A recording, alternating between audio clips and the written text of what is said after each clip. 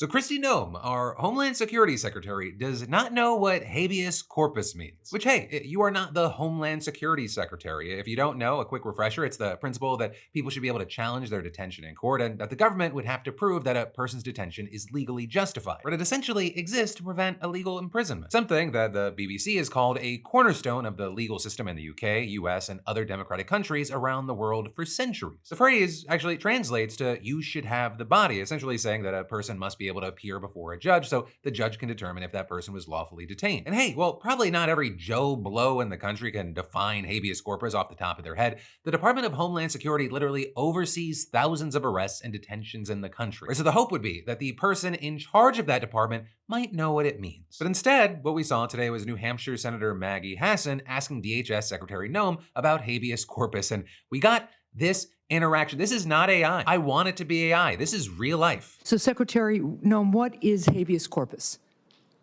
Well, habeas corpus is a constitutional right that the president has to be able to remove people from this country and suspend their right to. Let me stop you, ma'am. Habeas corpus, excuse me, that's incorrect. President Lincoln used it. Excuse me. Like, I want to find out that maybe Noem took a fall to the head before the hearing. Maybe the Botox needle went a little too deep, hit brain. But going back to the video, you had Senator Hassan then correcting her and explaining what it meant and continuing. If not for that protection, the government could simply arrest people, including American citizens, and hold them indefinitely for no reason.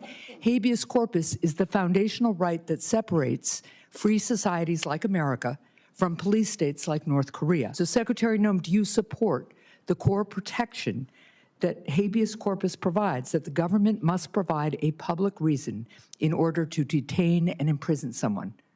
Yeah, I support habeas corpus. I also recognize that the President of the United States has the authority under the Constitution to decide if it should be suspended or not. It has never Let been, us be clear, though, it that has this never president, been done. It has never been done without approval of Congress. Even Abraham Lincoln got retroactive approval from Congress. And as far as why Hassan asked Noem about habeas corpus, well, it's because White House Deputy Chief of Staff Stephen Miller recently said that the Trump administration is considering suspending habeas corpus. The Constitution is clear, and that, of course, is the supreme law of the land, that the privilege of the writ of habeas corpus can be suspended in a time of invasion.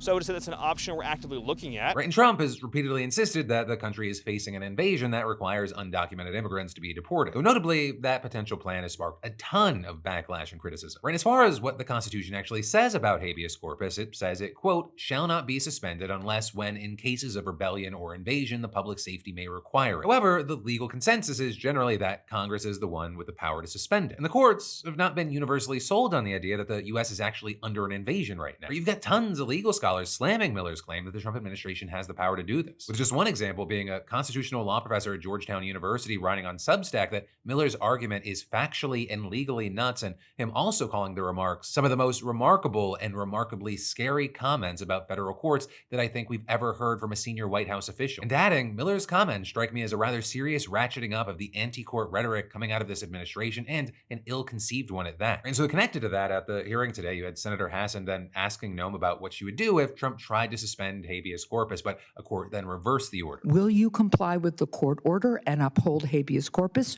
or will you follow the president's directive? We are following all federal court orders and are complying with that, as is the president, and every decision that I make as well. That is obviously not true for anybody who reads the news. And so this interaction, especially the part where Noem gets the definition of habeas corpus completely wrong, has gone incredibly viral. And with that, you had people saying, if this doesn't scare you, it should. And really great that someone this ignorant of people's constitutional rights is in charge of removing people from this country. As well as I have never understood why reporters and members of Congress don't just ask questions like this more often. We need to do a better job exposing the reality that many of the people currently in charge literally have no idea what they're talking about.